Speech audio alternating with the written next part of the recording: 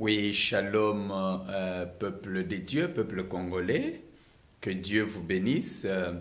C'est votre humble serviteur, l'apôtre Patrick Tabernacle. Nous vous envoyons ces messages en direct de l'Égypte, c'est-à-dire où nous avons fait un petit saut, c'est-à-dire pour un peu se rafraîchir et se refaire.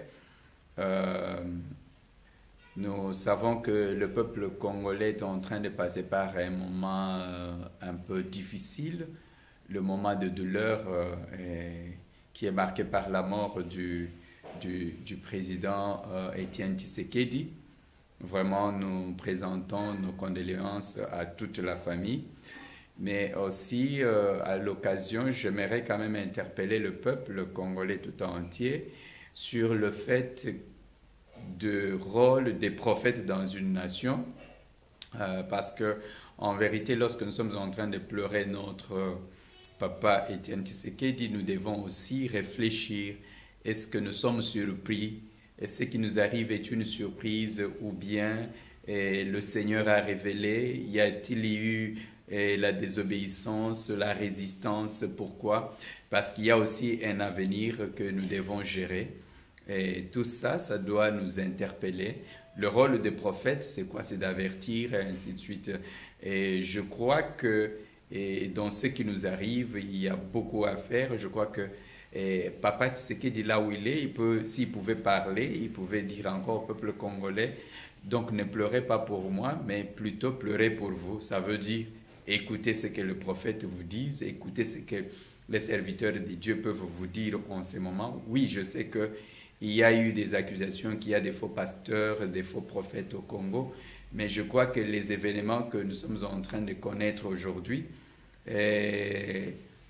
peuvent prouver que oui, réellement, Dieu est au contrôle en ce moment et que beaucoup de choses ont été annoncées et certains pouvaient être empêchés. Alors, ce message, c'est aussi beaucoup pour tirer maintenant une sonnette d'alarme à tous ceux, c'est-à-dire pour tous ceux qui sont en train de faire un effort pour accéder au pouvoir, pour gérer les choses, c'est que nous sommes en train de vivre le temps des décrets divins. Et quand nous vivons le temps des décrets divins, il faut écouter, parce que ça n'a pas encore fini, c'est-à-dire on continue, il faut que le peuple puisse écouter. C'est maintenant le temps que le peuple puisse écouter la voix de Dieu.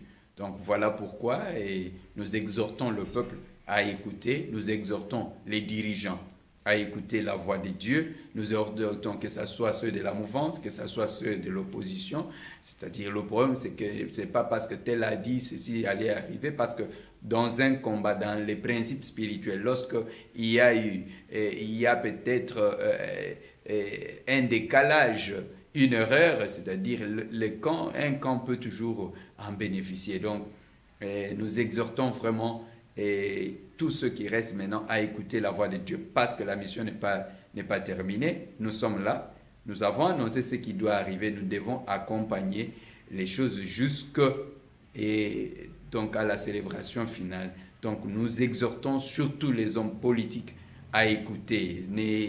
En tout cas, ne restez pas à dire, bon, voilà, les Français et tout ça, ainsi de suite.